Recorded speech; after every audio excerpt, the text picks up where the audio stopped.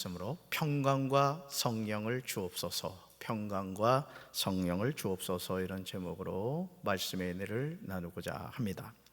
삶의 여정에서 모든 소망이 끊어졌을 때 우리는 절망하게 되죠. 삶의 소망이 사라지면 더 살아야 할 이유를 잃어버리게 됩니다. 예수님의 제자들도 마찬가지였습니다. 세상에서 최고의 성경 선생님을 통하여 말씀을 들었고 배웠습니다. 더욱 놀라운 사실은 그분이 말씀의 주인공이신 예수 그리스도였습니다. 그런 선생님에게 하나님의 말씀을 배웠지만 막상 예수님이 십자가에 못 박혀 돌아가시자 이제까지 배운 모든 하나님의 말씀은 제자들에게 무용지물이 되고 말았습니다. 예수님이 누구십니까? 성자 예수님이십니다. 예수님은 창조주 하나님이십니다. 그분은 전지전능하신 분입니다. 예수님은 참 사람이십니다. 그런 분에게 하나님의 말씀을 배웠음에도 불구하고 예수님의 제자들은 부활을 믿지 않았습니다. 이것을 통하여 부활신앙은 오직 하나님의 선물임을 알게 됩니다.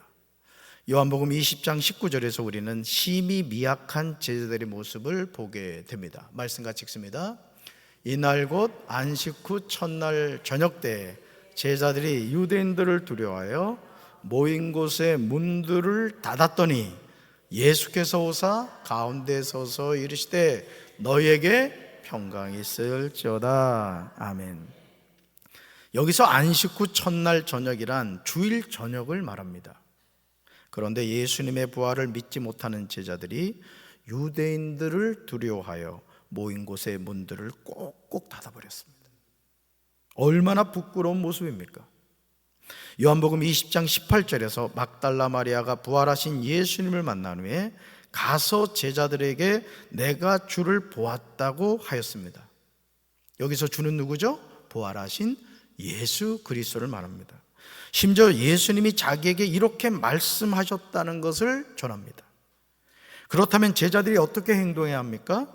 부활하신 예수님을 믿고 그 사실을 전해야 할 것입니다. 그러나 정말 실망스럽게도 자신의 생명을 지키겠다고 문을 닫고 숨어 있었습니다. 유대인들에게 들키면 죽는다, 이런 두려움을 갖고 있었던 것이죠. 하지만 이런 모습이 저와 여러분의 모습임을 알아야 됩니다.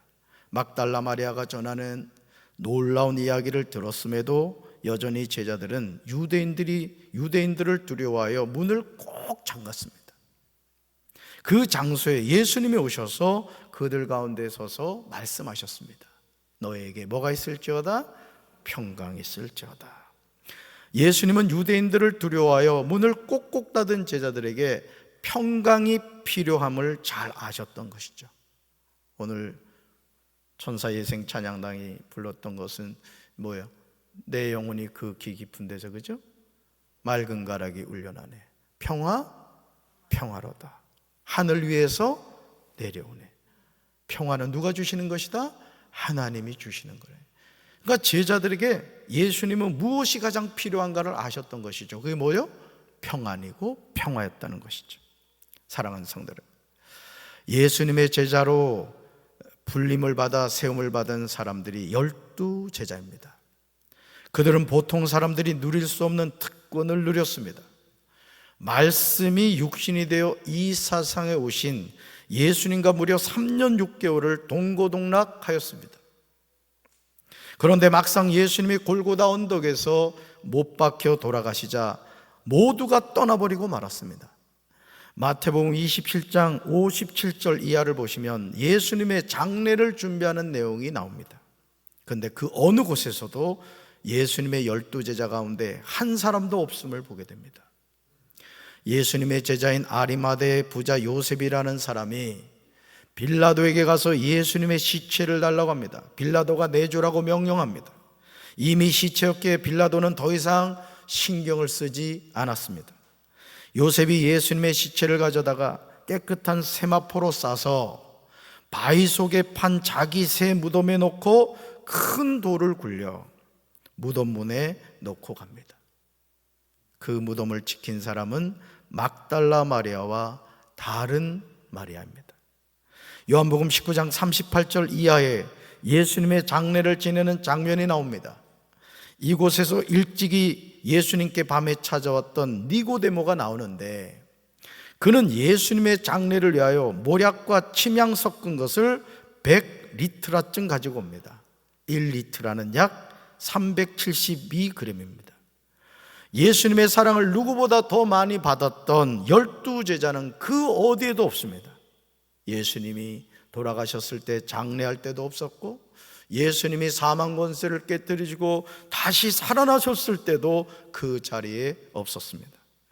요한복음 14장 27절에서 예수님은 제자들을 향하여 평안을 주고 계심을 보게 됩니다. 말씀 같이 읽습니다.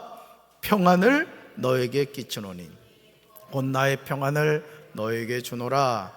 내가 너에게 주는 것은 세상이 주는 것과 같지 아니하니라. 너희는 마음에 근심하지도 말고 두려워하지도 말라.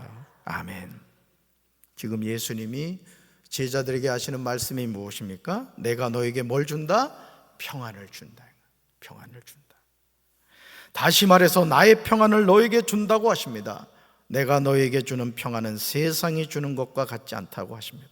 너희는 마음에 뭐하지도 말고 근심하지도 말고 뭐하지도 말아라, 두려워하지도 말라는 거예요. 따라합시다. 너희는 마음에 근심하지도 말고 두려워하지도 말아라. 아멘. 사랑하는 성도 여러분, 여러분은 지금 어디에서 평안을 잃어버리셨습니까? 무슨 일로 인하여 평안을 빼앗기셨습니까?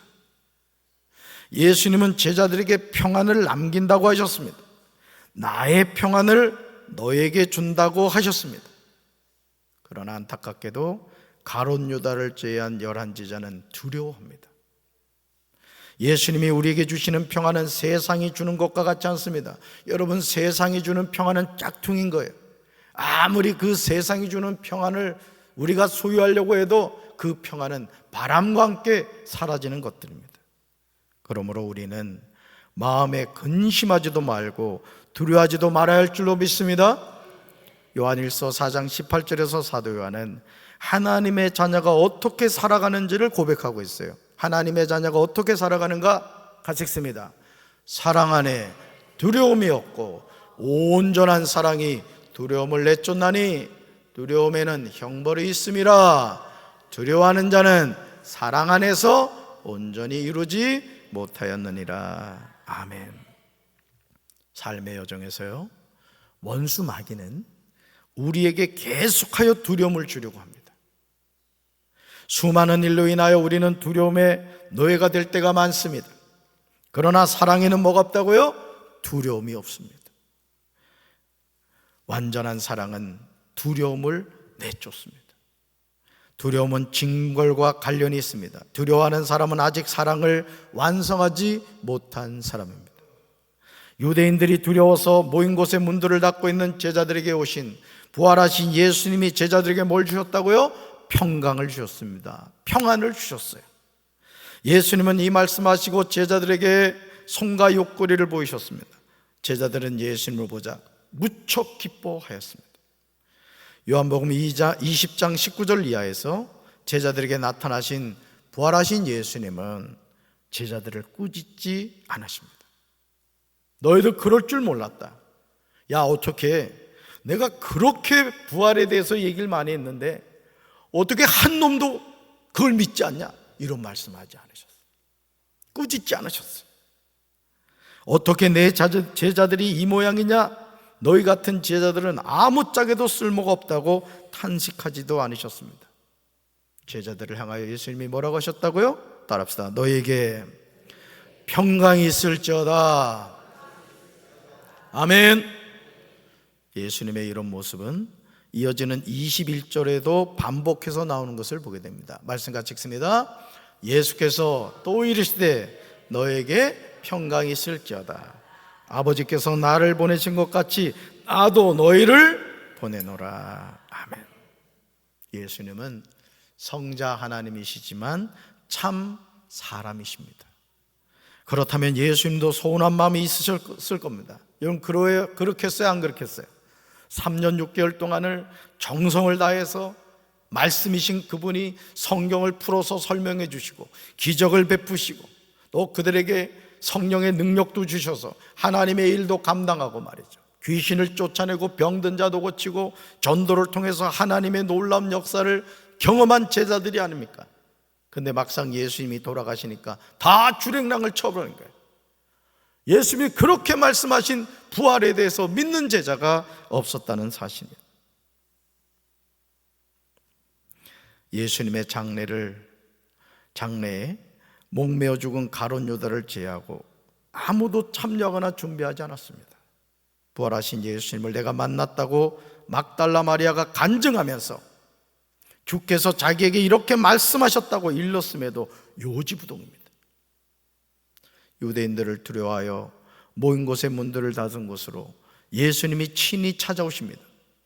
그리고 두려워 떨고 있는 제자들에게 너에게 평강이 있으라고 하십니다.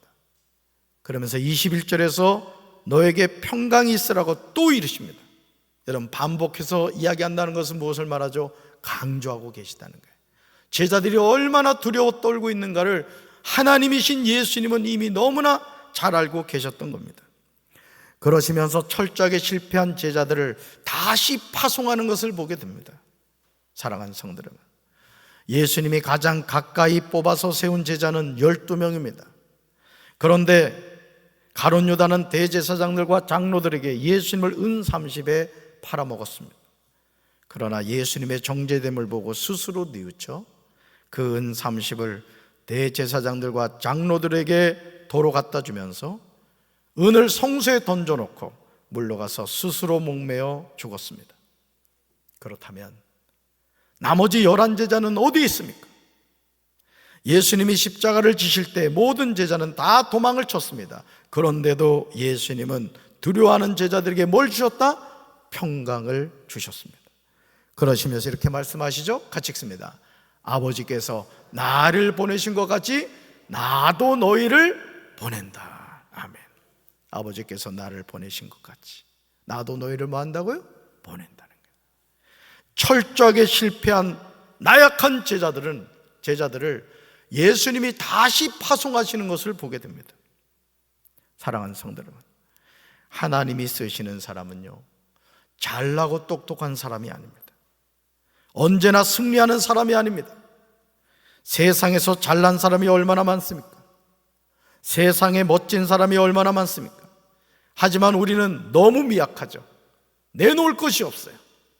저도 목회를 하면서 이렇게 훌륭한 목사님들 말씀을 전하는 것을 보거나 또는 집회하는 것을 보면요, 괜히 쫄면이 먹고 싶어져요. 그러면서 저의 연약함이 느껴집니다.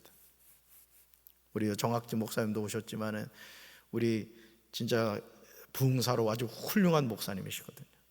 그냥 부흥에 나가면 다 기절시키는 강사님이세요. 정말 하나님께 쓰임받는 주의 종을 보면요, 정말 저 자신도요, 내가 참 연약한 것이 많구나, 이걸 느낄 때가 많아요. 근데 그럴 때마다 제가 하나님께 기도하는 것은, 여러분, 하나님이 쓰시는 사람은 하나님이 주신 은사대로 쓰임을 받는 거예요. 각자 위치에서 여러분 손가락 보세요. 제 손가락이 5개인가 아셨습니까? 모양이 같습니까? 다릅니까? 다 다릅니다. 엄지는 엄지대로, 요 손가락은, 집게 손가락은 요대로, 중지, 약지, 애지 다 쓰임받는 용도가 있단 말이에요. 여러분들이 엄지가 아니라고 해서 기죽지 마시기 바라요. 만약 제가 여러분 손가락에 엄지만 5개 있다 생각해봐요. 생각해도 아찔하지 않습니까? 우리가 각자의 위치에서 주님의 부르심 받은 그대로 하나님께 쓰임받는 성도들 되기를 주님의 이름으로 축원합니다. 고린도전서 1장 26절에서 사도 바울은 너희를 부르심을 보라고 합니다. 너희를 부르심을 보라. 그러면서 하나님의 부르심을 받은 사람들이 어떤 사람인가를 증언하고 있어요. 우리가 명심해야 될 사실입니다. 하나님이 불러서 쓰는 사람이 누구인가? 육신의 기준으로 보아서 지혜 있는 사람이 많지 않고, 권력 있는 사람이 많지 않고, 가문이 훌륭한 사람이 많지 않았습니다. 그런데 살아계신 하나님은 지혜 있는 자들을 부끄럽게 하시려고 세상의 어리석은 것들을 택하셨습니다. 강한 것들을 부끄럽게 하시려고 세상의 약한 것들을 택하셨습니다. 하나님은 세상에서 비천한 것들과 멸시받는 것들을 택하셨으니 곧 잘났다고 하는 것들을 없애버리시려고 아무것도 아닌 것들을 택하셨습니다. 이래하여 아무도 하나님 앞에서는 자랑하지 못하도록 하시려는 거예요. 오늘 우리가 연약함이 많고 내놓을 것 없고 부족함이 많이 느껴지십니까? 그러나 여러분 기억하십시오. 하나님은 그런 사람을 들어서 쓰시는 줄로 믿습니다. 그러므로 제자들의 실패한 모습은 오늘 우리에게 소망을 줍니다. 저와 여러분이 부르심을 받은 자리에서 넘어졌을 때 우리는 언제든지 다시 일어날 수가 있습니다. 나의 약함을 인정하면 됩니다. 그렇습니다. 주님, 저는 부족합니다. 저는 가방끈도 짧고 가진 돈도 없고 내놓을 것도 없습니다. 그러나 주님 아시죠? 저는 주님을 사랑하고 주님께 쓰임받기를 원합니다. 그런 믿음의 고백을 할 때 주님이 그런 저와 여러분을 존귀하게 여기시고 하나님의 일꾼으로 쓰실 줄로 믿습니다. 나의 나된 것은 하나님의 이름을 깨달아야 될 줄로 믿습니다. 따라합시다. 나의 나된 것은 하나님의 은혜입니다. 아멘이십니까? 그러면 우리는 어디서나 다시 일어날 힘을 얻게 되는 거예요. 여러분, 겸손해서 망한 사람은 없어요. 교만해서 망하는 거예요. 우리가 선줄로 하는 자 넘어질까 조심하라. 우리가 여러분 하나님의 자녀로 이 세상을 살아가면서 정말 두려워야 되는 것이 뭡니까? 교만해지는 거예요. 교만해지는. 저는 저와 여러분이 늘 하나님 앞에서 겸손하게 신앙생활하게 되기를 주님의 이름으로 축원합니다. 예수님은 제자들에게 두 가지를 주세요. 두 가지. 먼저 평강을 주십니다. 다음으로 제자들을 다시 파송하십니다. 그런 후에 요한복음 20장 22절에서 예수님은 제자들을 향하여 숨을 내쉬며 말씀하셨습니다. 같이 읽습니다. 성령을 받아라. 한 번 더요. 성령을 받아라. 한 번 더요. 성령을 받아라. 아멘. 부활하신 예수님이 11 제자들에게 성령을 받으라고 말씀하십니다. 하나님의 부르심을 받은 제자에게 필요한 것이 무엇입니까? 주님이 주시는 평강인 줄로 믿습니다. 그래서 여러분 하나님의 일을 할 때요, 저도 이렇게 목회를 하면 깨닫는 게 뭐냐면은 두려우면 안 돼요. 두려워. 쓰잘데기 없는 걱정하면 안 돼요. 하나님의 일을 하는 사람은 하나님과 초점을 맞추고 주신 사명을 감당하는 거예요. 아멘이십니까? 담임 목사가 뭐 이렇게 일 맡기고 하면 못해요 이러지 말라고. 왜 못해? 못하기는 하나님 의지하면 다 감당하는 거지. 할렐루야. 우리는요 이 평강을 통하여 어두운 세상을 밝힙니다. 여러분, 이 세상 많은 사람들이요 온전한 정신을 가지고 살아가는 사람이 없어요. 지금 우리나라도 이 마약 중독자들이 너무 많이 생겨가지고 지금 심각한 사회적인 문제가 일어나고 있는 거 아십니까? 여러분, 왜 마약을 하겠어요? 이유는 한 가지예요. 주님이 주시는 평강이 없기 때문에 그런 거예요. 마음이 두려우니까, 근심과 염려가 되니까 그 마약을 통해서 그 순간을 이기려고 몸부림을 치고 있는 것이죠. 하나님의 자녀는 하나님 주신 평강을 받아야 될 줄로 믿습니다. 따라합시다. 주여 나에게 평강을 주옵소서. 평강을 주옵소서. 아멘이십니까? 주님이 주시는 평강은 세상이 주는 것과 같지 않아요. 가짜 평강이 아니라고요. 진짜 평강이라고요. 그러나 이 평강이 힘이 있기 위해서는 우리는 성령을 받아야 돼요. 참된 평강은 성령을 통해서 열매를 맺게 되는 줄로 믿습니다. 갈라디아서 5장 22절과 23절에서 바울은 오직 성령의 열매는 사랑과 희락과 화평과 오래 참음과 자비와 양성과 충성과 온유와 절제다 이렇게 말했어요. 그러면서 이 같은 것을 금지할 법이 없느니라고 하였습니다. 평강, 평안, 평화, 화평은 성령의 열매인 거예요. 여러분의 마음속에 이 성령의 열매가 충만하게 되기를 주님의 이름으로 축원합니다. 교회도 마찬가지예요. 교회도요 평안하에 든든히 서가는 교회가 돼야 돼. 마귀가 한번 틈타는 교회는요, 마귀가 놀이터인 줄 알고 수시로 온다고. 수시로. 우리 교회는 항상 주님이 주시는 평강이 함께할 줄로 믿습니다. 주님의 부르심을 받은 제자가 사명을 감당하기 위해서 반드시 성령을 받아야 돼. 이번에 70회 남부연회에서도 우리 김동영 감독님이 그 얘기를 하시더라고요. 제가 언젠가도 말씀드렸지만은 이 세상에서 가장 질 나쁜 욕이 뭔지 아세요? 성령 받지 않고 목회해라, 이거라는 거예요. 성령 받지 않고 목회해라. 이건 뭘 말하죠? 목회는 반드시 뭘 받아야 된다? 성령을 받아야 돼요. 성령. 그래서 제가 9일날 연애 두 번째 날 새벽에 우리 장대웅 이제 목사가 됐습니다마는 제가 우리 장대웅 전사한테 카톡으로 제가 보낸 게 다른 게 아니에요. 앞으로 목사 안수 받으면 새벽기도 절대 빠지지 말아라. 응? 그리고 우리 여인준 사모도 기도 많이 해야 된다. 제가 그거를 카톡으로 보냈어요. 훌륭한 담임 목사죠. 목회를 해보니까요, 목회는 내 힘으로 하는 게 아니에요. 기도의 능력을 하는 게 기도의 능력. 여러분도 신앙생활 마찬가지요. 똑똑하게 신앙생활 하려고 하지 말라고. 하나님 의지하고 기도 많이 해야 돼. 새벽 기도도 나와야지. 장로가 돼가지고 새벽 기도 안 나고 말이야. 권사가 돼가지고 새벽 기도 안 나는 거예요. 문제가 있는 거예요. 옆에 있는 사람 한번 봐봐. 째려봐. 안 나오는 사람. 기도하면 하나님이 성령 주실 줄로 믿습니다. 할렐루야. 성령을 받지 않고서는 사명을 감당할 수가 없습니다. 독생자 예수님도 아버지 하나님께 성령과 능력으로 기름 부으심을 받고 사명을 감당하셨습니다. 요한복음 20장 23절에서 예수님은 제자들에게 아주 중요한 말씀을 하세요. 말씀 같이 읽습니다. 너희가 누구의 죄든지 용서해 주면 그 죄가 용서될 것이요 용서해 주지 않으면 그대로 남아있을 것이다. 아멘. 예수님이 11제자를 다시 파송하시면서 용서에 관하여 말씀하고 계심을 우리는 주목해 봐야 돼요. 너희가 누구의 죄든지 용서해 주면 그 죄가 용서될 것이라고 하십니다. 용서해 주지 않으면 그대로 남아있을 것이라고 말씀하십니다.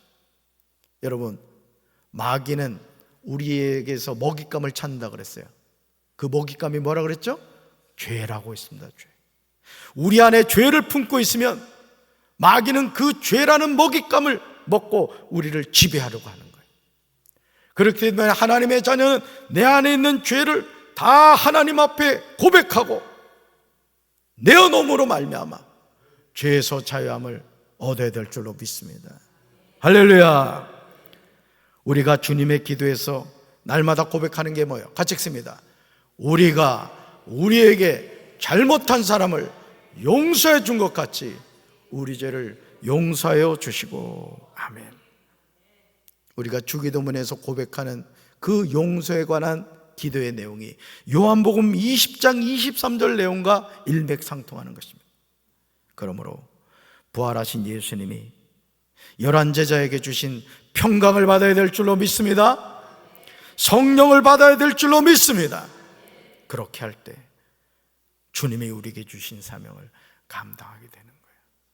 저는 우리 사랑하는 성도들 여러분 안에 주님이 주신 평강이 늘 함께 하시기를 주님의 이름으로 축원합니다. 주님이 주신 사명을 감당하기 위해서 성령을 받아서 성령의 이끄신 대로 순종하는 우리 사랑하는 성도들 되기를 주님의 이름으로 축원합니다. 가슴에 손 얹겠습니다. 사랑의 주님, 우리가 주님의 자녀로 살아간다는 것이 무엇입니까? 이 험한 세상에서 두려움과 걱정과 염려 속에 빠져 살아가는 인생들이 얼마나 많습니까? 우리가 주님을 믿는다고 하면서도 주님이 주시는 평강을 잃어버리고 두려움 속에 살고 있지는 않습니까? 또 주님의 부르심을 받아 사명을 감당하고 있다고 하지만 성령을 받지 않고 내 경험과 내 힘과 능력으로 사명을 감당하려고 몸부림치고 있지는 않습니까? 주여, 우리 사랑하는 성도들에게 주님이 주시는 평강을 부어 주시옵소서. 주님이 주시는 성령을 부어 주시옵소서. 그리하여 평강과 성령 충만으로 주신 사명을 감당하게 도와주시고 주님과 매일매일 동행하는 삶을 살아가게 도와주시옵소서. 이제는 우리 주 예수 그리스도의 크신 은혜와 하나님 아버지의 한없는 사랑과 성령님의 교통하심이 주님이 주신 평강과 성령 충만을 통하여 하나님 주신 사명을 믿음으로 잘 감당케 원하는 살아가는 주의 백성들 위해 이제부터 영원토록 함께 하시기를 간절히 축원하옵나이다. 아멘.